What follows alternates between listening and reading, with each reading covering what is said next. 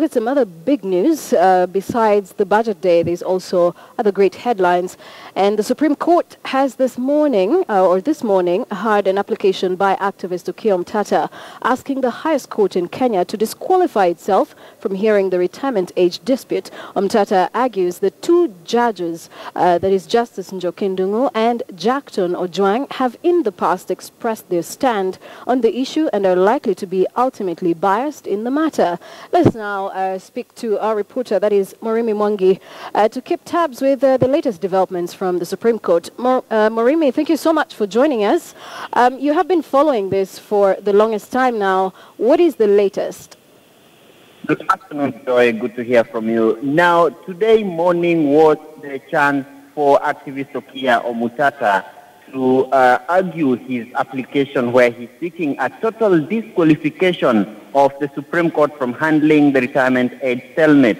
And in his argument, two of the five-judge bench that is hearing the matter with regard to judges Njoki Ndung'u and Jackton Ojwang, he argues that they have in the past given their opinion publicly on what should be the retirement age of judges. Remember, the dispute is whether Deputy Chief Justice Kalpana Rawal, age 70, and suspended Supreme Court Judge Philip, age 72, ought to retire at 70 years as ruled by the Court of Appeal like a week ago, or 74, which they insist is their retirement age pursuant to the old constitution, under which they insist they were hired as judges of the Superior Court.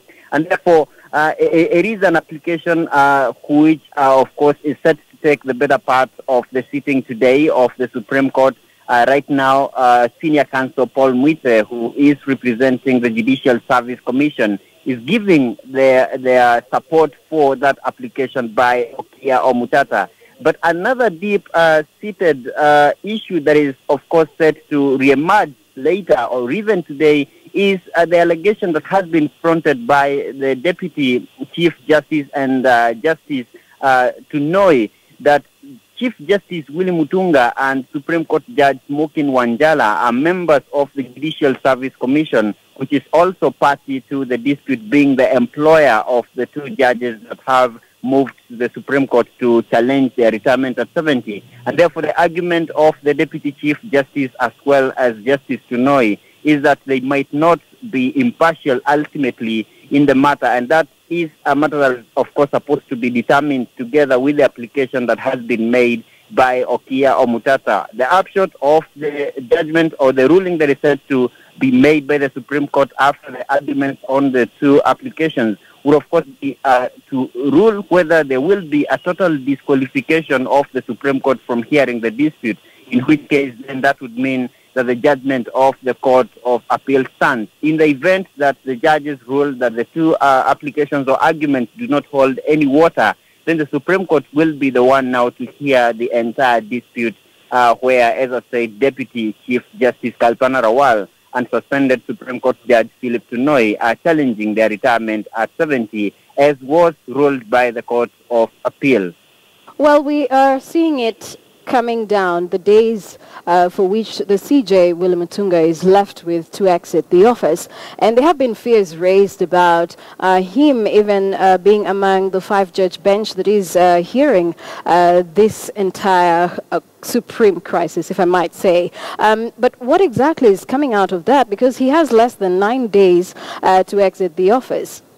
Well, Joy, that argument was subject to an application that was filed yesterday by the Deputy Chief Justice, where she argued through lawyer Kioko Kilukumi for the hearing of this dispute to go back to June the 24th, which was the initial date that had been set by Lady Justice Njoki Ndung'u. And the upshot of that would be that the Chief Justice would be missing from that bench because he retires on the 16th of June.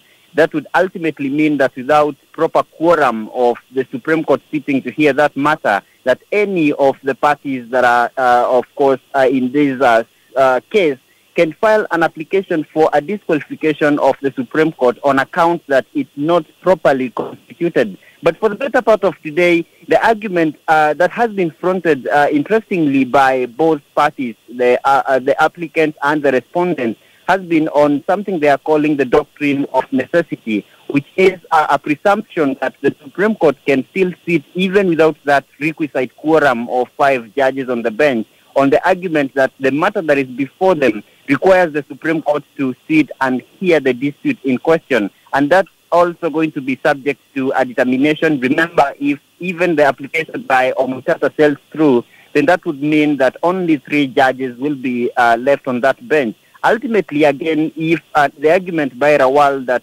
Chief Justice Mutunga and Smokin Wanjala should not sit on that bench on account of being members of the Judicial Service Commission, that would leave only Justice Mohammed Ibrahim on that bench.